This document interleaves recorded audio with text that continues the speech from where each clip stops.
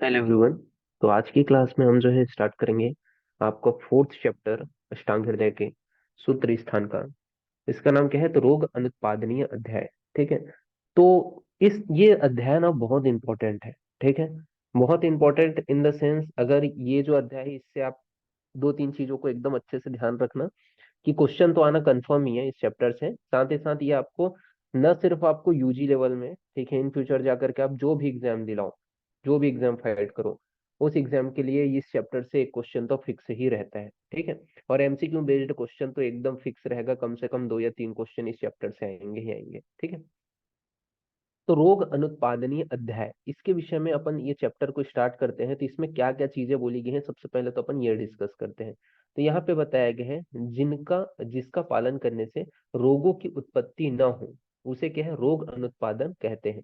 तो जिसका पालन करेंगे तो क्या है, जिसके वजह से रोग की उत्पत्ति नहीं होगी, उसकी ओरिजिन नहीं होगी, उसे अपन क्या बोलेंगे? रोग अनुत्पादन कहेंगे। और जिस और जिसमें रोग अनुत्पादन के हित का वर्णन किया गया है, उस अध्याय को क्या बोलेंगे? रोग अनुत्पादनीय अध्याय कहेंगे। ठीक है। आपको क्लियर हो गया ये चीज है? ये अब आपको ऐसे याद रखना है। बाकी मेन चीज जो चीज है ना, वो आपको याद रखना है कि अधारणीय वेग। अभी क्या होता है अधारणीय वेग, ये आपको ध्यान देना है। अधारणीय वेग नाम से ही समझ में आ रहा है। अधारण यानी कि जिसका अगर वेग आ रहा है, वेग मतलब कोई भी एक हिसाब से बोल सकते हैं कि एक प्रॉपर वे में कोई भी वेग आ रहा है। जैसे आप एग्जांपल के लिए आपको छींक आता है, ठीक है, तो उसका जो आपका टाइम रहता है, टाइम पीरियड रहता है, उसे कोई अपन क्या बोलेंगे? वेग। छींक आने का जो समय रहता है उसी को ही अपन, छींक आता है उस दौरान जो आपका शरीर जो रिएक्ट करता है उसी को ही अपन क्या बोलते हैं? वेग। तो यहाँ पे आपका अधारणीय वेग, अधारणीय मतलब ऐसे वेग जिनको हमें धारण नहीं करना है। ठीक है। मतलब एग्जाम्पल के लिए कोई भी ऐसा वेग हो जिसको आपको धारण करना ही नहीं है, उसे अपन क्या बोलेंगे? अधारणीय वेग। धारणीय वेग किसको बोलेंगे? तो जिसको आप धारण कर सकते हो। यानी कि अगर कुछ ऐसा चीज है जिसको आप धारण कर सकते हो, जैसे कि क्रोध आ रहा है, किसी के ऊपर गुस्सा आ रहा है, तो उसको आपको धारण करके रखना है, दिखाना नहीं है कि भाई हाँ मेरे को क्रोध आ रहा है करके। जबकि जैसे छींक आता है या फिर आपको कह नींद आ रहा है, तो उसको आपको धारण नहीं करना है, उसको आपको अधारणीय वेग के अंतर्गत बताया गया है। ठीक है। तो अधारणीय वेग मतलब ऐसे वेग जिनका धारण नहीं किया जाता है, उसे अपन क्या बोलेंगे? अधारणीय वेग कहेंगे। ठीक है। ये आपके चरक के अंतर्गत भी है और आपके वांगभट के अंतर्गत भी है। तो ये चीज पहले क्लियर रखना। अधारणीय वेग मतलब ऐसे वेग जिनका धारण नहीं किया जाता, उसे अपन क्या बोलेंगे? अधारणीय वेग कहेंगे। ये चीज पहले क्लियर हो गया। नाउ नेक्स्ट अपन यहाँ पे ये जो श्लोक है ना, कोशिश करना कि ये श्लोक आपको याद हो जाए।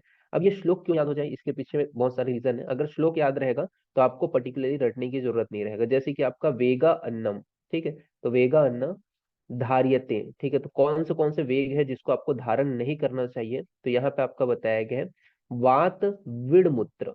ठीक है। तो विट मूत्र, फिर उसके बाद में बताया गया छव त्रिट क्षुधा, निद्रा कास श्रम श्वास, जृंभा अश्रु, छर्दी रेतसाम। ये क्या है? आपके अधारणीय वेग हैं। ये 13 प्रकार के अधारणीय वेग बताए गए। तो वेगा अंतम धार्यते, ठीक है, तो क्या क्या हो गया आपका? वात विड़ मूत्र, इसके अलावा आपका छव हो गया, ठीक है, त्रिट हो गया, क्षुधम बताया गया है। ये सभी चीजों को मैं डिटेल करूंगा अभी। निद्रानाश, कास, श्रम श्वास, दृंभा, इसके अलावा अश्रु, छर्दी, रेतसम। ये जो है टोटल आपके 13 होते हैं जो आधारणी वेग है। यानी कि कौन से हैं, इसको अब एक करके मैं थोड़ा सा डिटेल करता हूँ। ठीक है। इसके बाद में अपन इसको पढ़ेंगे। तो सबसे पहले आपका बताया गया है कौन सा? यहाँ पे वात। ठीक है। तो वात का जो वेग है, तो वात मतलब जो आपका वायु है, अधोवात या फिर ऊर्ध्ववात। ठीक है। तो जो वात है उसके वेग को धारण नहीं करना चाहिए। जब अधोवात या ऊर्ध्ववात यानी कि जो भी आपका, जब भी आपको वात का वेग आ रहा है, ठीक है, ये वात आपके सिर से जाने की कोशिश करे, तो उसके वेग को धारण नहीं करना है। ये पहला चीज है। ठीक है। फिर उसके बाद विड, विड मतलब होता है जो पुरुष होता है, जो स्टूल है। ठीक है। उसको भी अगर आपको कभी भी ऐसा लग रहा है कि हाँ स्टूल आपको मतलब मोशन वगैरह आ रहा है, तो उस दौरान भी उसको धारण नहीं करना है। तो पुरुष का वेग भी धारण नहीं करना चाहिए। फिर बोला गया है मूत्र, मूत्र मतलब होता है यूरिन। ठीक है। तो जब भी क्या है यूरिनेशन आपको हो रहा है, अर्जेंसी हो रहा है, ठीक है, फ्रीक्वेंसी आपको लग रहा है कि हाँ आपको जाना चाहिए यूरिन, ठीक है, तो उसका भी वेग को धारण करके नहीं रखना है। ये मूत्र हो गया। फिर उसके बाद में बताया गया है आपका त्रिट। त्रिट का मतलब क्या होता है? सॉरी, छव बताया गया। छव मतलब क्या होता है? छव मतलब होता है छींकना। ठीक है। तो जो आप सीजिंग लेते हो, छींकते हो, तो छींक का भी वेग को आपको धारण नहीं करना है, ये भी अधारणी वेग के अंतर्गत आता है। फिर आता है आपका तृट। तृट मतलब होता है कि जो प्यास लगता है, जैसे गर्मियों के दिन में आपको प्यास लगता है, या फिर कभी भी आपको नॉर्मल डे में भी आप पानी बहुत टाइम तक नहीं पियोगे तो प्यास लगेगा, तो उसके भी वेग को धारण नहीं करने हैं, तो उसे अपन क्या बोलेंगे, तृष्णा बोलेंगे या तृण बोलेंगे। ठीक है। इसके बाद में आपका आ जाता है छव। छव मतलब होता है भूख, यानी कि अगर आपको भूख लग रहा है तो उसके भी वेगों को धारण नहीं करना है। ठीक है, आपको खाना खा लेना है, यानी कि अगर जब भी क्षुधा का वेग लग रहा है, ठीक है, तो उस कंडीशन में, तो ये क्या है, भूख का वेग हो गया। फिर बताया गया निद्रा। तो निद्रा के भी वेग को धारण नहीं करना है, जब भी आपको नींद आ रहा है या निद्रा आ रहा है तो उसका भी वेग को धारण नहीं करना है। फिर बोला गया काश। काश मतलब जो कफिंग है, काशी है, उसके भी वेग को धारण नहीं करना है, तो ये काश के विषय में बताया गया है। फिर बोला गया श्रमजन्य श्वास। तो श्रमजन्य जो श्वास होते हैं, यानी कि आप जब काम करते हो तो क्या होता है, आपका थकावट निकलता है, एकदम आप सांस लेने लगते हो गहरे गहरी, या फिर थकावट जो उत्पन्न होता है उसे अपन क्या बोलेंगे, श्रमजन्य श्वास कहेंगे। तो श्रमजन्य जो श्वास होता है, यानी कि काम करने के बाद में जो थकावट होता है, तो आप जो है मुंह से श्वास लेना शुरू कर देते हो, तो उस प्रकार का जो है उसका भी वेग को ऐसा नहीं करना है कि आपको धारण करके रखना है, तो श्रमजन्य श्वास उसको बोला गया है। ठीक है, तो इसका भी वेग को नहीं धारण करना है। जृंभा। जृंभा मतलब जब जमाई वगैरह ले रहे हो, ठीक है, तो उसके भी वेगों को कई लोग रोकते हैं, ठीक है, कि जमाई ना ले, तो वो नहीं करना है। ठीक है, तो जृंभा के विवेक को धारण नहीं करना है। इसके बाद में बताया गया है अश्रु। अश्रु मतलब जब आंसू आ रहे हैं, ठीक है, आपके आंख से आंसू आ रहे हैं, तो उसके भी वेग को धारण नहीं करना है, तो ये आपका अश्रु हो गया। फिर बताया गया छर्दी। छर्दी मतलब जो वोमिटिंग है, ठीक है, उसके भी वेग को धारण नहीं करना है। छर्दी मतलब जो वोमिटिंग है, ठीक है, उसके भी वेग को क्या है, धारण नहीं करना है। फिर रेतस। रेतस मतलब जो शुक्र है, स्पर्म है, उसके भी वेग को धारण नहीं करना है। तो टोटल कितने प्रकार के अधारणीय वेग हैं, तो यहाँ पे टोटल 13 प्रकार के 13 टाइप के अधारणीय वेग बताए गए हैं। एक बार श्लोक याद रखो या फिर हिंदी याद रखो, आपके ऊपर जो आपको अच्छा लगे। ठीक है, क्या क्या है, वात पुरुषमूत्र, ठीक, ठीक है, त्रिट हो गया, क्षुधा हो गया, निद्रा, का, श्रम जन्य श्वास, जिह्वा, अश्रु और छर्दी, ये टोटल 13 प्रकार के अधारणीय जो वेग हैं वो यहाँ पे आपके बताए गए हैं, तो इसको आपको याद रखना है। अब इनको क्या है, अधारणीय वेग कहते हैं, इनको क्या कहते हैं, अधारणीय वेग कहते हैं। ये चीज यहाँ पे आपका बताया गया है। क्योंकि अतः इन वेगों को रोकना नहीं चाहिए, अधारणी मतलब इसका धारण ही नहीं करना है, तो इन वेग को रोकना भी नहीं चाहिए।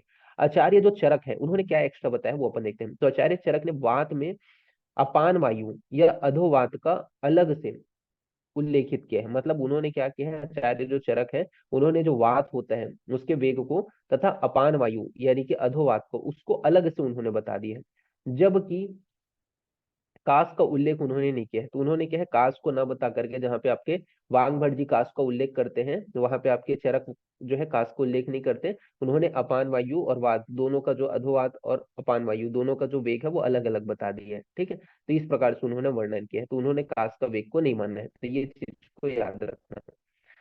इसके अलावा आचार्य सुश्रुत ने 13 अधारणी वेगों को रोकने से 13 प्रकार के उदावर्त जो रोग होते हैं, ठीक है, जो अब्डोमन से रिलेटेड जो डिसीज है, उदावर्त जो रोग है, वह उत्पन्न होते हैं। ये किसने बताया है, तो आचार्य सुश्रुत ने बताया है।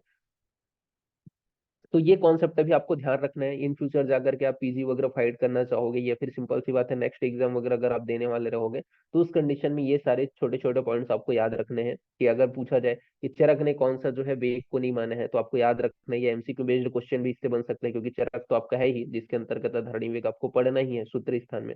ठीक है, तो ये चीज याद रखना है कि उन्होंने क्या है, आपका कास के वेग को नहीं माना है। ठीक है, क्या एक्स्ट्रा बताया है, तो अधोवात का जो वेग है उसको एक्स्ट्रा बताया है, ये चीज आपको याद रखना है।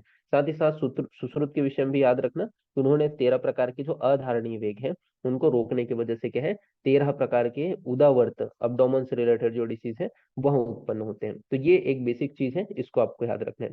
अब यहाँ पे इस चैप्टर को आगे बढ़ते हुए हम एक एक प्रकार के जो आपके अधारणीय वेग है उसको रोकने से किस प्रकार की व्याधियां उत्पन्न होंगी, ठीक है, तथा उसमें क्या क्या चिकित्सा अपने को कराना है, वो अपन एक एक करके देखेंगे। टोटल 13 प्रकार के अधारणी वेगों को एक एक करके।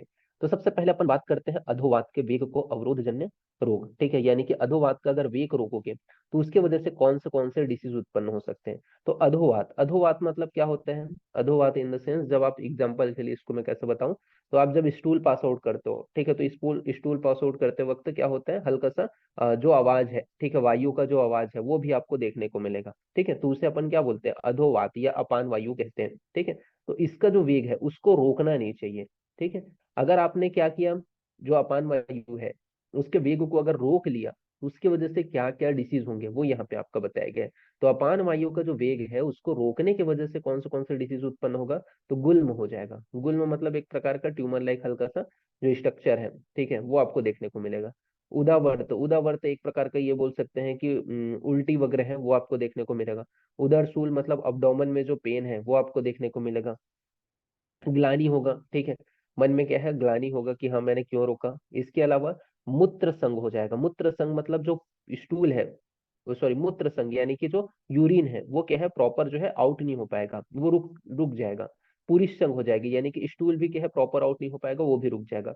दृष्टि का नाश हो जाएगा, ठीक है, यानी कि जो नेत्र है, ठीक है, वो प्रॉपर अपना विजन जो है वो कम हो जाएगा, दृष्टि का नाश हो जाएगा। अग्नि मंद हो जाएगा, यानी कि डाइजेस्टिव जो फायर है वो कम हो जाएगा। हृदय रोग की उत्पत्ति होगी, यानी कि हार्ट से रिलेटेड जो डिसीज है वह उत्पन्न हो जाएंगे। ये सभी जो रोग हैं वो उत्पन्न होंगे। तो ये चीज को याद रखना, इतना लाइन तो आपको याद रखना है कि अपान वायु जो है, इसी को ही अपन क्या बोलते हैं, अपान वायु भी बोलते हैं। अधोवात भी लिख सकते हो, आपके अनुसार जो आप लिखना चाहो वो लिख सकते हो, अधोवात या अपान वायु। इसके वेग, अपान वायु का मतलब क्या होता है, तो जब आप स्टूल आउट करते हो तो उस दौरान जो आपका वायु का जो आवाज आता है, जो आता है, ठीक है, उसे अपन अपान वायु कहते हैं।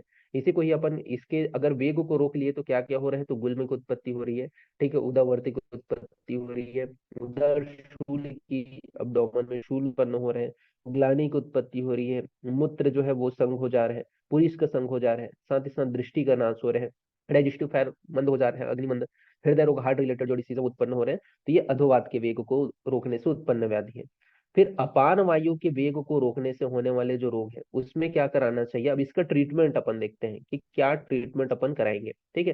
तो इसके लिए क्या चिकित्सा अपने को अप्लाई कर रहे हैं, अब ये सारे डिसीज हो रहे हैं, ठीक है, या फिर ये सारे डिसीज होने की संभावना है, तो अपन क्या ट्रीटमेंट कर सकते हैं। तो अपान वायु को वेग को रोकने से होने वाले जो भी डिसीज है, ठीक है, उसमें अपन क्या करेंगे, जो रोग है उसमें स्नेहन कराएंगे। स्नेहन मतलब जो घृत तैल वसमज्ज है इसका अपन प्रयोग करेंगे, ठीक है, इसका जो है प्रयोग करेंगे, घृत, ठीक है, यानी कि जो आपका घी हो गया, ठीक है, तेल हो गया, ऑयल, ठीक है, वसा हो गया और मज्जा हो गया, इनका प्रयोग करना है। तो इससे स्नेहन कराना है जो पेशेंट है उसको। इसके बाद में स्वेदन कराना है। तो स्वेदन आप पढ़ोगे 13 प्रकार के जो स्वेदन के टाइप होते हैं, उससे अपन स्वेटिंग कराते हैं, एक प्रकार का उसके शरीर में प्रोसीजर कराते हैं जिससे उसके शरीर में क्या है, पसीना निकले, तो वो अपन स्वेदन कराएंगे, ठीक है। स्नेहन करा लिया, स्वेदन करा लिया, फिर उसके अंदर फलवर्ती वातनाशक आहार विहार का प्रयोग करना है। तो फलवर्ती का प्रयोग करना है। फलवर्ती मतलब जो आपके फल के जो रस है, ठीक है, आपने देखा होगा घर में क्या होता है, वर्ती का मतलब क्या होता है ये मैं पहले बता देता हूँ, ठीक है। तो वर्ती का मतलब ये होता है कि आपने देखा होगा कि जो अभी जैसे कि रुई होता है, ठीक है, रुई होता है, कॉटन होता है, उसको अपन क्या करते हैं, अच्छे से हाथ से बीच में मोड़ करके उसका क्या है, बाती बना करके हल्का सा ऐसे दिया जलाते हैं ना, ठीक है। दिया में आपने देखा होगा, ठीक है, कि कैसा रहता है, ऐसा करके अपन जो है प्रॉपर वर्ती रहता है और यहाँ पर जो है आपका आग लगाते हैं, ठीक है। तो ये जो होता है, ये कॉटन का जो अपन पीस बनाया है, ठीक है, दैट इज कॉल्ड वर्ती, ठीक है। अब इसको क्या है, फल के रसों में जब डुबोते हैं तो उसे अपन क्या बोलेंगे, फलवर्ती बोलेंगे। यहाँ पे अपन जूस का प्रयोग कर रहे हैं, फलों के जूस का, ठीक है, तो फलवर्ती, इसी को क्या बोलते हैं, ये जो कॉटन का अपन बनाया है, ठीक है, जो है इसी प्रकार का रहता है सेम, तो उसे अपन वर्ती कहते हैं, तो इसका अपन प्रयोग करेंगे। इसके अलावा वातनाशक, यानी कि जो वात को नष्ट कर दे ऐसे आहार तथा उष्णोदक, उष्णोदक मतलब उष्ण जो जल है उसका प्रयोग करना है। साथ ही साथ आपको पता है कि वात के लिए श्रेष्ठ चिकित्सा क्या है, वस्ती है। तो वस्ती अपने को कर्म कराना है और वात को जो अनुलोमन कर दे, ठीक है, यानी कि वात को जो कम कर दे ऐसे द्रव्यों का सेवन कराने के विषय में बताया गया है। अगेन मैं ट्रीटमेंट बता देता हूँ कि अपान वायु को वेग को रोकने से उत्पन्न जो व्याधि है उसमें अपन क्या क्या चिकित्सा करेंगे या रोग में क्या क्या चिकित्सा कराएंगे। पेशेंट को सबसे पहले स्नेहन करेंगे, यानी कि घृत तेल वसमज्ज इसका सेवन कराएंगे। फिर स्वेदन कराएंगे, तो स्वेदन के लिए अपन स्वेटिंग कराने वाले जो प्रोसीजर है उसका अप्लाई करेंगे। फिर फल वर्ती, यानी कि जो आपका वर्ती है उसमें फल के रसों को डुबो करके उसका प्रयोग करेंगे। साथ ही साथ जो वात को नष्ट कर दे ऐसे आहार विहार का प्रयोग करेंगे। उष्णोदक मतलब हल्का सा गर्म जो जल है उसका प्रयोग करेंगे। वात के लिए श्रेष्ठ चिकित्सा क्या है, वस्ती, तो वस्ती कर्म का प्रयोग करेंगे। साथ ही साथ वात को जो अनुलोमन करें, यानी कि वात को क्या करें, जैसे कि अपना जो अनुलोमन का मतलब क्या होता है, एग्जांपल के लिए अब देखो वात का जो दिशा था, ठीक है, अपान वायु किधर से निकल रहा था, गुद मार्ग से निकल रहा था, ठीक है। ये यहाँ से स्टूल आउट हो रहा है तो ये गुद मार्ग से निकल रहा था, लेकिन हमने क्या है अपान वायु को रोक दिया, तो इसका जो दिशा है वो कैसा हो गया, ऊपर साइड हो गया। तो ये ऊपर साइड है, इस दिशा अपोजिट डायरेक्शन में जब लाता है, ठीक है, तो उसे अपन क्या बोलेंगे, अनुलोमन। तो क्या कर रही है, वात का बस अनुलोमन कर रहे हैं, ठीक है। तो इसी चीज को बोला गया कि वात का अनुलोमन करें। इतना डिटेल में अभी मत जाओ, इतना बस समझो कि अनुलोमन मतलब अपने दिशा से विपरीत दिशा में उसको भेज देते हैं। जैसे कि इस डायरेक्शन में जा रहे हैं तो उसको क्या है, इस दिशा में कर देगा, अपोजिट कर देगा, तो उसे आप अनुलोमन बोलेंगे। तो वात को बस कर रहे हैं यहाँ पे, इस वजह से वात अनुलोमक जो द्रव्य है, ऐसे जो आपके ड्रग हैं जो वात को अनुलोमित कर दें, ऐसे अपने को आहार विहार का सेवन कराना है। तो ये किसमें बताया गया है, तो अधोवात के वेग को अवरोध जन्य जो रोग है उसकी चिकित्सा में यहाँ पे आपको बताया गया है। तो इसको आपको याद रखना है। फिर बात करते हैं पुरुष वेग अवरोध जन्य जो रोग है। अब पुरुष यानी कि स्टूल का वेग अगर रोक दिया जाए तो उसके वजह से कौन से जो डिसीज है वह उत्पन्न होते हैं, उसके विषय में अपन बात करेंगे। तो पुरुष वेग अवरोध जन्य जो रोग है उसमें आपका बताया गया है कि पुरुष के वेग को रोकने से क्या होता है, पिंडलियों में ऐंठन हो जाता है, ठीक है। तो पिंडलियों में ऐंठन हो जाता है इन द सेंस, आपने देखा होगा कि पुरुष के वेग को रोकने की वजह से जो ये होता है कि पेट जो है, ठीक है, उसमें मरोड़ टाइप आपको ऐंठन जो है वो आपको देखने को मिलेगा। तो उसी को बोला गया है पिंडलियों में ऐंठन हो जाता है, इस प्रकार का जो पीड़ा है, पेन है, वो होगा। साथ ही साथ प्रतिश्याय, प्रतिश्याय मतलब रेनाइटिस, जिसमें रनिंग नोज जिसे बोला जाता है, तो वो आपको देखने को मिलेगा। शिराशूल मतलब एक हिसाब से जो सिर है उसमें क्या है, पेन होगा, तो शिराशूल देखने को मिलेगा। ऊर्ध्ववात यानी कि जो वात है वो ऊपर की ओर गति करेगा, ठीक है, क्योंकि हमने क्या है, स्टूल पीछे से आउट होते हैं, ठीक है, तब इसको रोक दिया तो जो वायु है वो इधर गति कर रहा था वो अपोजिट डायरेक्शन में यानी कि ऊपर की ओर गति करेगा, तो ऊर्ध्ववात। इसके अलावा परिकर्तिता, परिकर्तिता के बारे में आप पढ़ोगे, ठीक है, एक प्रकार के डिसीज होते हैं जिसमें क्या होता है, जो गुदा रीजन है, एनस मार्ग है, उसमें ऐसा लगता है कि कोई कैंची से काट रहा है, तो कैंची के काटने के समान जो पीड़ा है वो आपको परिकर्तिता जो रोग है उसमें आपको देखने को मिलेगा। तो वह जो डिसीज है वो भी डेवलप हो जाता है, वो लगे है कि पुरुष के वेग को रोकने से। साथ ही साथ जो हृदय है उसकी गति में रुकावट आ जाती है, तो जो हार्ट है उसका जो गति है उसमें भी रुकावट आपको देखने को मिलेगा। तथा मुख मार्ग से मल की प्रवृत्ति होगी, क्या होगा, जो सिंपल सी बात है, आप इस एनस जो मार्ग है उससे क्या है, स्टूल आउट नहीं हो पा रहा है, एनस से आप जो है स्टूल आउट नहीं हो पा रहे हैं, तो क्या होगा, जो मल है वो ऊर्ध्ववात हो गया है, तो ऊपर की ओर गति करेगा जो स्टूल है वो, और कहाँ से, मुख से निकलेगा, ये चीज बताया गया, तो मुख मार्ग से मल की प्रवृत्ति होगी। तथा वात, अधोवात, ठीक है, अधोवात तथा वातजन्य जो रोग है वह उत्पन्न हो जाएंगे। तो अधोवात या वातजन्य जो रोग है वह उत्पन्न हो जाएंगे, जैसे कि आपका गुल्म हो गया, उदावर्त हो गया, ये सभी जो रोग है वो उत्पन्न हो जाएंगे, ठीक है। तो उदावर्त ऑलरेडी मैंने बता दिया है, गुल्म भी ऑलरेडी बता दिया है किसको बोलते हैं, तो ये सभी उत्पन्न हो जाएंगे। तो ये चीज को याद रखना, ये किसमें बताया गया, आपका पुरुष वेग में बताया गया। अगेन पुरुष वेग में बता रहा हूँ कि अगर पुरुष का वेग रोक दिया गया, सिंपल सी बात है, स्टूल का वेग क्या है, पीछे से एनस मार्ग से, ठीक है, तब यहाँ पर अपन ने इसके जो वेग है इसको रोक दिया तो क्या होगा, क्या क्या चीज होगा, तो यहाँ पे सबसे पहले ऐठन होगा पेट में, ठीक है, तो पेट में वही है, पिंडलियों में ऐठन होगा और पीड़ा होगा। साथ ही साथ यहाँ पे आपका रेनाइटिस यानी कि प्रतिशय होगा, सिरासूल यानी कि सिर में सूल होगा। अब ये क्यों हो रहा है, रीजन बीइंग क्योंकि जो मुख मार्ग से मल निकल रहा है, क्योंकि हमने इसका वेग को रोक दिया है तो ये तो मल को निकलना ही है ना, तो ये क्या होगा, माउथ के तरफ आ जाएगा, किसकी वजह से, वात की जो गति है वो अपोजिट हो गई है, ऊर्ध्व हो गई है, ऊपर की ओर हो गई है, इस वजह से। और इस वजह से क्या होगा, सीरासूल होगा, प्रतिशय होगा, ये सभी देखने को मिलेगा। साथ ही साथ परिकर्तिता होगा, यानी कि बुधा जो है एनस रीजन उसमें कैंची से कोई काट रहा है ऐसे पीड़ा होगा। हृदय की जो गति है वो रुकावट होगा, अब सिंपल सी बात है, जब स्टूल ऊपर की ओर जा रहे हैं तो हार्ट को भी वहां पे रोकेगा, तो वो चीज बताया गया। और अधोवात जन्य जो रोग है जैसे कि आपका गुल्म हो गया, उदावर्त हो गया, ये सभी उत्पन्न हो जाएंगे, तो ये पुरुष वेग अवरोध जन्य रोग में बताए गए। बात कर लेते हैं इसमें क्या चिकित्सा करना है, क्या ट्रीटमेंट कराना है। तो चिकित्सा में बताया गया है कि मल वेग अवरोध जन्य रोगों में तीक्ष्ण द्रव्यों से निर्मित क्या करना है, जो मल प्रवर्तनीय वर्ती का प्रयोग करना है, ठीक है। तो यहाँ पे आपका बताया गया है ऐसे द्रव्य जो बहुत ज्यादा तीक्ष्ण हो, ऐसे द्रव्यों से निर्मित अपन क्या करेंगे, जो वर्ती है, जैसे मैंने बताया कॉटन वर्ती वहां पे सेम है, ठीक है। अब यहाँ पे प्रवर्तनीय, प्रवर्तनीय मतलब जो स्टूल है उसको बाहर निकाल दे, ठीक है। इस प्रकार का जो मल प्रवर्तनीय, मल प्रवर्तनीय मतलब उसको प्रवर्तित कर दे, अब रुका हुआ जो स्टूल है या ब्लॉकेज जो स्टूल है उसको बाहर निकाल दे, इस प्रकार का जो वर्ती है वो अपने को प्रयोग करना है, ठीक है, ये यहाँ पे आपका बताया गया है। साथ ही साथ अभ्यंग यानी कि मसाज कराना है। अवगहन, अवगहन मतलब क्या होता है, तो अवगहन का मतलब होता है जो आप बाथ टब होता है, ठीक है, एक प्रकार का ऐसा करके बाथ टब होता है, आपने देखा होगा, ठीक है। इसमें क्या है, अपने को पूरा जो शरीर होता है उसको अपन यहाँ पे जो है, इतना जो पूरा शरीर है उसको अपन क्या है डाल देते हैं, ठीक है, तो ये क्या कहलाएगा, आपका अवगहन कहलाएगा। तो वही चीज को यहाँ पे आपका बताया गया है, अवगहन मतलब जो आपका आधा शरीर जो होता है वो मेडिटेट जो आपके औषधि उसमें होता है, तो तैल आदि से भरी हुई जो द्रोणी है, द्रोणी मतलब वही होता है, बाथटब टाइप ही होता है, उससे अपने को स्नान करना, वही क्या कहलाएगा आपका, अवगहन कहलाएगा। तो ये चीज यहाँ पे आपका बताया गया है। ठीक है, एक बार और बता देता हूं मैं इसमें। तो मल का वेग अवरोध जन्य जो रोग होता है उसमें तीक्ष्ण द्रव्यों से क्या करेंगे, निर्मित यानी कि बना हुआ जो मल प्रवर्तनीय यानी कि जो मल को बाहर निकाल दे, इस प्रकार का जो वर्ती होता है उसका प्रयोग करेंगे। साथ ही साथ अभ्यंग यानी कि मसाज कराएंगे। अवगहन यानी कि जैसे मैंने बताया कि बाथ टब होता है तो उसमें अपने को यहाँ पे आपका मेडिटेट जो ऑयल है वो रहेगा, तो उसमें अपने पेशेंट को अपने को बैठा देना है। ठीक है, तो उसका जो पूरा बॉडी है वो डूबा रहेगा, इतना सर को बाहर रहेगा, तो वो अपने को कराना है। ठीक है, तो वही की तेल आदि से भरी हुई जो द्रोणी है, द्रोणी इसको बोलेंगे, ये बाथ टब है, इसी को ही अपन क्या बोलेंगे, द्रोणी बोलेंगे। तो इसमें अपन क्या कराना है, स्नान कराना है। फिर स्वेदन कर्म कराना है, स्वेदन कराना है। इसके अलावा वस्ती कर्म अपने को कराना है, क्योंकि वातजन्य एक प्रकार का वात का ही अवरोध हुए हैं। फिर मल भेदक चिकित्सा करना है, क्योंकि क्या है, मल का क्या हो रहा है, एक प्रकार का कॉन्सेंट्रेशन हो रहा है, इस वजह से उसको मल को जो भेदित कर दे यानी कि तोड़ दे, भेद मतलब तोड़ दे, इस प्रकार का जो है अपने को औषधियों का प्रयोग करना है, इस प्रकार का जो पान वगैरह है उसका प्रयोग करना है। तो ये क्या है, पुरुष वेग अवरोध जन्य जो रोग है उसके ट्रीटमेंट में अर्थात चिकित्सा में इस प्रकार के कार्यों का बताया गया है। क्लियर हुआ। नाउ नेक्स्ट अपन आगे बढ़ते हैं, बात करते हैं मूत्र वेग अवरोध जन्य रोगों के विषय में। तो मूत्र वेग अवरोध जन्य रोग में क्या क्या आते हैं, तो कौन से ऐसे डिसीज हैं जो मूत्र के वेग को रोकने से उत्पन्न होते हैं। तो देखो, मूत्र का वेग जो है, यूरिन का अगर वेग है उसको अगर आप रोक रहे हो तो उसकी वजह से क्या होगा, तो वस्ती जो है, वस्ती मतलब ब्लैडर, ठीक है, मेडर मतलब पेनिस रीजन, ठीक है, तो उसमें क्या होगा, तथा वक्षण जो है, ठीक है, जो कटी प्रदेश होता है, वक्षण जो प्रदेश है, इसमें क्या होगा, पेन होगा यानी कि वेदना होगा।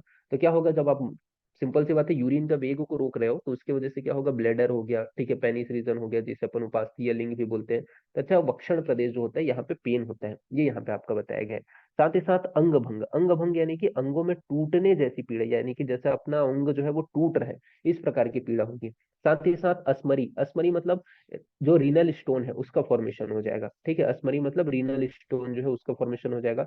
अपान वायु तथा पुरुष वेग अवरोध जन्य रोग हो जाएंगे, मतलब जो हमने अपान वायु के कारण, जो अपान वायु के वेग को अवरोध करने की वजह से जो डिसीज उत्पन्न होते हैं वो हमने देखा है, तथा जो स्टूल के वेग को रोकने से जो डिसीज अपने उत्पन्न होने देखा है, वो सारे जो डिसीज हैं वो भी आपके पूरी मूत्र के अगर वेग को रोकोगे तो वह जो डिसीज है वो इसमें भी उत्पन्न हो जाएंगे। ये यहाँ पे आपका बताया गया है।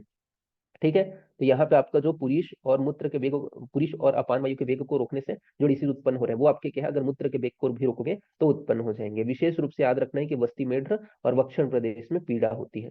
बात करते हैं मूत्र वेग अवरोध जन्य रोगों के ट्रीटमेंट के बारे में कि क्या चिकित्सा अपने को कराना चाहिए। तो ट्रीटमेंट के विषय में बताया गया है कि सबसे पहले तो गुदावर्ती से अभ्यंग कराना है। किससे कराना है, जो गुदावर्ती होता है, तो गुदवर्ती जैसे हमने स्टार्टिंग में ही पढ़ा था अपान वायु के अंतर्गत, तो उस वर्ती से, जैसे उसमें अपन लोगों ने फल वर्ती पढ़ा था, ठीक है, यहाँ पे अपन क्या है, गुद वर्ती उसको बोलेंगे, क्योंकि गुदा में प्रवेश करा रहे हैं। ठीक है, तो उससे क्या कराना है अपने को, उसका प्रयोग करना है। साथ ही साथ अभ्यंग कराना है, अभ्यंग मतलब मसाज कराना है। अवगहन जैसे मैंने बताया था कि बाथ टब होगा उसमें अपने को पेशेंट को स्नान कराना है। फिर स्वेदन मतलब स्वेदन के लिए स्वेटिंग कराने वाली जो क्रिया है वो कराना है। साथ ही साथ वस्ती कर्म, तो वस्ती कर्म का प्रयोग करना है, जो वस्ती चिकित्सा है वो कराना है। साथ ही साथ मूत्र के वेग को रोकने से उत्पन्न जो विकार होते हैं उसमें अपन क्या करेंगे, जो भी मूत्र के वेग को रोकने से उत्पन्न जो डिसीज होते हैं उसमें भोजन के पूर्व, भोजन के जस्ट पहले और भोजन के जीर्ण होने पर, यानी कि भोजन जब डाइजेस्ट हो जाता है उसके पश्चात क्या करेंगे, घृत जो है उसकी उत्तम मात्रा देना है। ठीक है, तो घृत को जो है एक उत्तम मात्रा में अपने देना है। अब उत्तम मात्रा कैसे बोलोगे, घृत का कौन सा जो है उत्तम मात्रा रहेगा, ये कैसे आप डिसाइड करोगे कि आपने उत्तम मात्रा में घृत दिया है। तो जो मात्रा क्या होता है, 24 घंटे में, 24 आवर्स में क्या हो जाता है, पच जाता है, डाइजेस्ट हो जाता है, वही क्या है आपके घृत का उत्तम मात्रा कहलाता है। तो इस प्रकार से अपने को क्या देना है यहाँ पे, जो ट्रीटमेंट है वो देना है पेशेंट को। तो क्या है, गुदावर्ती का प्रयोग करना है, मसाज करना है, अभ्यंग करना है, अवगहन का प्रयोग करना है, स्वेदन करना है, वस्ती कर्म कराना है। तो ये लगभग लगभग तीनों में सिमिलर ही है। फिर इसके बाद में मूत्र वेग अवरोध जन्य जो विकार होता है उसमें भोजन के पूर्व और भोजन के जीर्ण हो जाने पर घृत की उत्तम मात्रा देते हैं। तो उत्तम मात्रा किसको बोलेंगे, तो जो 24 आवर्स में पच जाए, डाइजेस्ट हो जाए, उसे ही अपन क्या है, घृत की उत्तम मात्रा कहेंगे। तो ये चीज अपने को प्रयोग करना है, ये यहाँ पे आपका बताया गया है। साथ ही साथ भोजन से पहले एवं भोजन के पच जाने पर 2 बार, मतलब भोजन के पच जाने पर दो जाने वाली, दे जाने वाली, ठीक है, ये थोड़ा सुधार लेना, दिए जाने वाली है ये, ठीक है,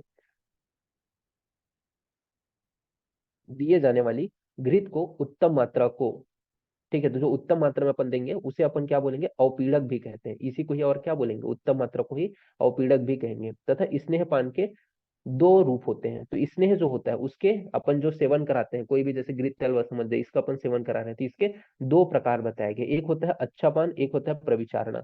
अच्छा पान किसको बोलते हैं? तो केवल शुद्ध स्नेह का ही पान कराएंगे, जैसे कि अपन सिर्फ घृत पिला रहे हैं, जैसे तेल बस पिला रहे हैं, या वसा बस पिला रहे हैं, या मज्जा बस पिला रहे हैं, तो सिर्फ एक स्नेह का पान करा रहे हैं, तो वो क्या है? आपका अच्छा पान कहलाएगा।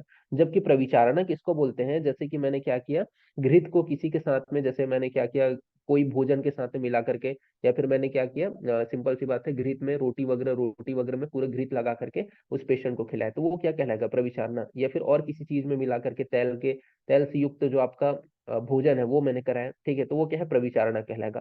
मतलब जब सिंगल फॉर्म में ले रहे हैं तो वो अच्छा पान कहलाएगा, और प्रविचारणा मतलब किसी के साथ में मिला करके जब उसका पान कराया जाता है तो वो क्या कहलाएगा? आपका प्रविचारणा कहलाएगा। तो ये चीज को भी यहाँ पे याद रखना। क्लियर हुआ? नाउ नेक्स्ट अपन आगे बढ़ते हैं, बात करते हैं उद्गार जो होता है। उद्गार मतलब जो डकार होता है, ठीक है, उसके वेग को अवरोध करने से, उसके वेग को रोकने से उत्पन्न होने वाली व्याधियां कौन सी हैं, तथा उसमें क्या क्या चिकित्सा करेंगे। तो उद्गार अर्थात जो डकार होता है, ठीक है, उसके वेग को रोकने की वजह से, ठीक है, कौन सी जो व्याधियां होती हैं, तो वो अपन देख लेते हैं। तो सबसे पहले तो अरुचि, ठीक है, यानी कि भोजन के खाने की इच्छा का ना होना, वो क्या कहलाएगा? अरुचि होगा। फिर अंगों में क्या है? कंपन होगा, ठीक है, तो कांपने लगेंगे जो हाथ पैर है वो।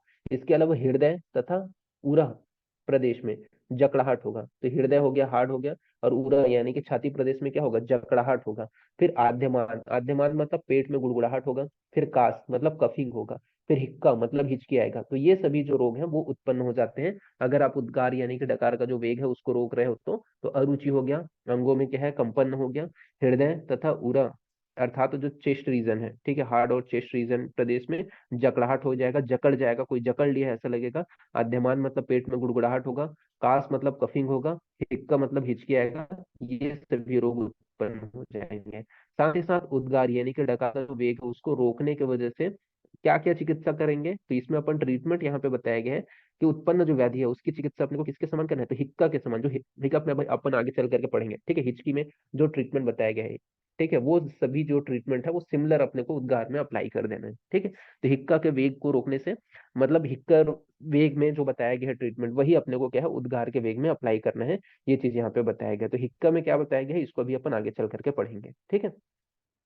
फिर नाउ नेक्स्ट अपन आगे बढ़ते हैं, जो आपका छौथू है। छौथू मतलब होता है छींक। अगर छींक के वेग को रोकें, ठीक है, तो उसके वजह से कौन सी जो व्याधियां हैं या डिसीज हैं वो उत्पन्न होते हैं, वो चीज को अपन यहाँ पे देख लेते हैं। तो छौथू अर्थात छींक के वेग को रोकने से उत्पन्न होने वाली व्याधियां कौन सी हैं, इसके विषय में अपन बात करते हैं। तो यहाँ पे आपका बताया गया है कि छौथू का वेग को रोकने से क्या होता है? सिरोवेदना होता है, यानी कि क्या होगा? सिर में पेन होगा। इसके अलावा इंद्रिय दौर्बल्य हो जाएगा, यानी कि जो इंद्रियां होंगी, ठीक है, आपके पंच इंद्रिय होंगी वो दुर्बल हो जाएंगी, यानी कि अपने प्रॉपर जो कर्म है उसको नहीं कर पाएंगे। फिर फिर बोला गया मन्य स्तंभ। तो मन्य प्रदेश में स्तंभ हो गए, यानी कि जो गर्दन रीजन है वो थोड़ा सा जकड़ जाएगा, मन्य स्तंभ जिसे बोलते हैं। फिर अर्दित, अर्दित मतलब फेशियल पैरालिसिस होगा। तो ये सभी जो रोग हैं उत्पन्न होते हैं किसका? अगर छौथू यानी कि छींक के वेग को रोक रहे हो तो इसके वजह से सिर में वेदना होगा, साथ ही साथ इंद्रिय दुर्बल हो जाएगी, साथ ही साथ मन्य स्तंभ होगा, ठीक है, यानी कि गर्दन प्रदेश में जकड़ाहट, स्तंभन हो जाएगा, और अर्दित फेशियल पैरालिसिस ये देखने को मिलेगा। तो ये यहाँ पे आपका बताया गया है। तो साथ ही साथ में इस नोट्स का पासवर्ड भी आप लोग को बता देता हूँ। तो इस नोट्स का जो पासवर्ड रहेगा वो आपका रहेगा JEE, ठीक है। ये 13 प्रकार के अधारणीय वेग के विषय में अपन बात कर रहे हैं। तो यहाँ पे आपका 13, तो एक्यूरेट यही टाइप करना है, ये PDF आपका ओपन हो जाएगा, ठीक है, JEE 13। नाउ इसके ट्रीटमेंट के विषय में बात कर लेते हैं, ठीक है, कि छौथु वेग अवरोध जन्य में क्या क्या ट्रीटमेंट करना है, ठीक है, डिसीज में। तो छौथु वेग अवरोध जन्य जो रोग होते हैं उसमें अपने को क्या क्या ट्रीटमेंट करने हैं, तो यहाँ पे बताया गया कि छौथु वेग अवरोध जन्य जो रोग होते हैं उसमें क्या है? क्षीण धूमपान, सॉरी, तीक्ष्ण जो धूमपान है उसका प्रयोग करना है। तो धूमपान का अपने को प्रयोग करना है जो तीक्ष्ण हो। इसके अलावा तीक्ष्ण अंजन का प्रयोग करना है, तीक्ष्ण नस्य का प्रयोग करना है, तथा सूर्य की तरफ देख करके छींकना है। वह स्वेदन जो कार्य है, वह अभ्यंग है, ये सभी चीजें करने के विषय में बताया गया है। तो चौथु वेग अवरोध जन्य जो रोगों में तीक्ष्ण धूमपान का प्रयोग करना है, तीक्ष्ण अंजन का प्रयोग करना है, तीक्ष्ण नस्य का प्रयोग करना है, तथा सूर्य की तरफ देख करके छींकना, स्वेदन कर्म, ठीक है, स्वेदन कार्य व अभ्यंग, ये सभी चीजें करना चाहिए। ये यहाँ पे आपका बताया गया। फिर बात करते हैं तृष्णा, यानी कि प्यास को वेग को रोकने से उत्पन्न कौन से डिसीज हैं। तो अगर प्यास लग रहा है और उसके अगर वेग को रोक रहे हो तो उसके कारण कौन से डिसीज की उत्पत्ति होगी वो अपन देख लेते हैं। तो तृष्णा के वेग को रोकने की वजह से क्या होता है, मुख शोष यानी कि सिंपल सी बात है, आपको प्यास लग रहा है और आप पानी नहीं पिए तो क्या हो जाएगा, मुख सूख जाएगा, तो उसे अपन क्या बोलेंगे, मुख शोष कहेंगे।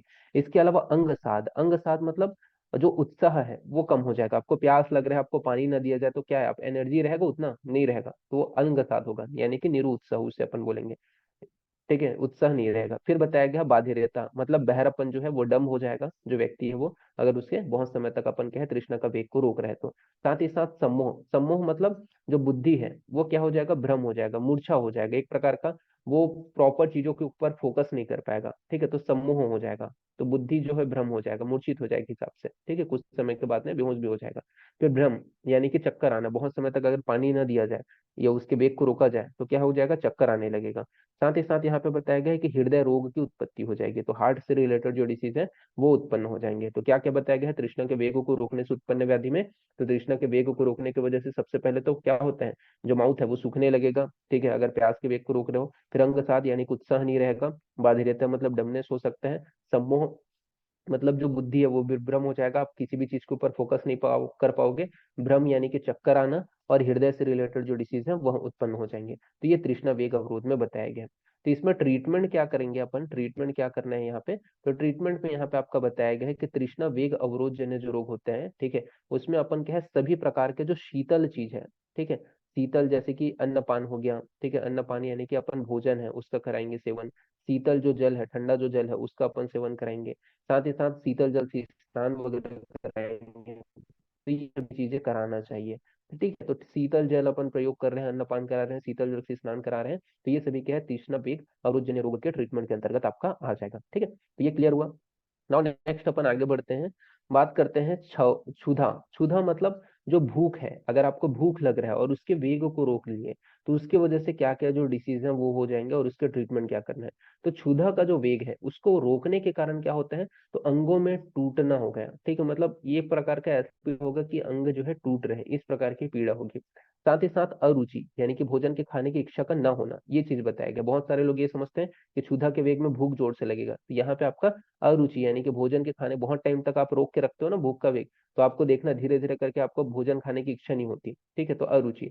फिर बोला गया है ग्लानि। ठीक है, तो वही है कि आपको ग्लानि भी होगा।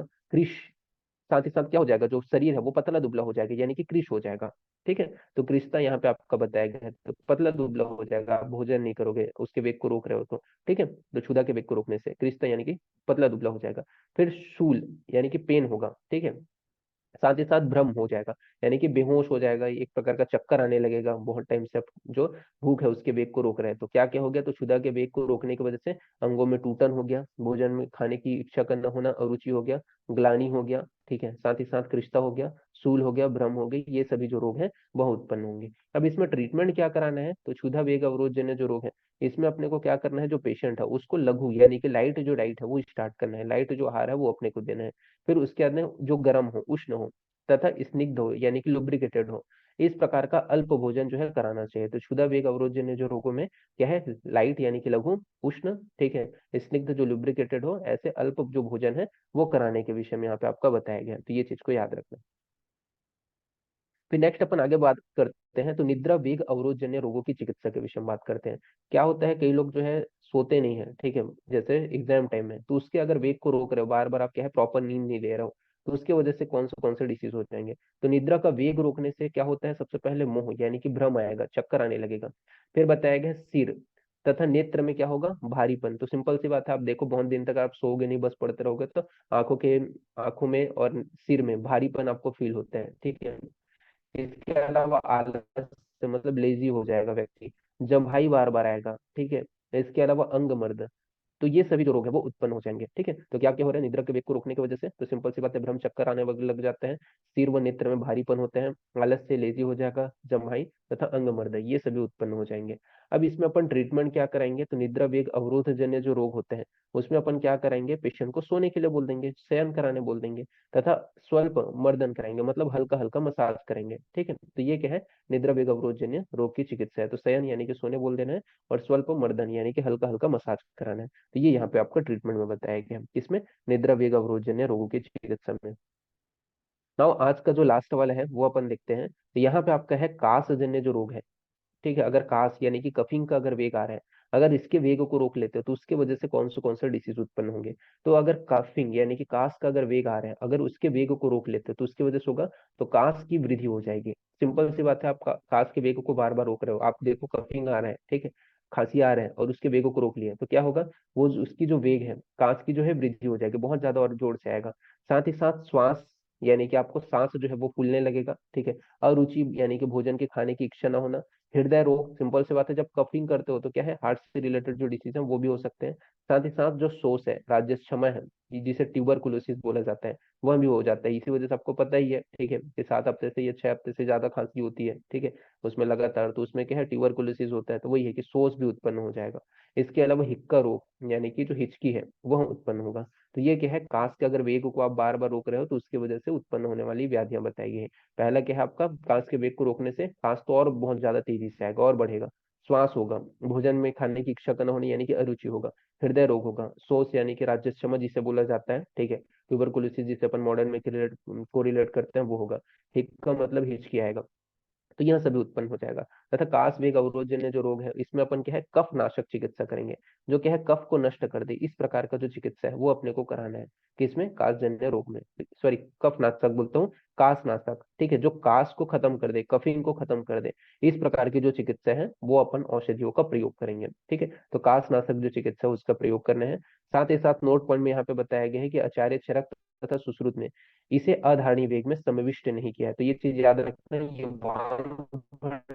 है, कांस को जो है अधारणी वेग में मानते हैं, जबकि चरक और सुश्रुत इन्होंने क्या है, इसे जो कथन है कांस है उसको अधारणी वेग में सम्मिलित नहीं किया है। ठीक है, तो इस प्रकार से इसका जो फर्स्ट पार्ट है वो यहाँ पे अपन फिनिश करते हैं। ठीक है, नेक्स्ट जो पार्ट रहेगा उसमें अपन इसके आगे का जो आपका बचा हुआ जो आपका अधारणी वेग है उसको अपन कंप्लीट करेंगे, साथ ही साथ जो धारणीय वेग है उसको भी अपन देख करके इस चैप्टर को फिनिश करेंगे।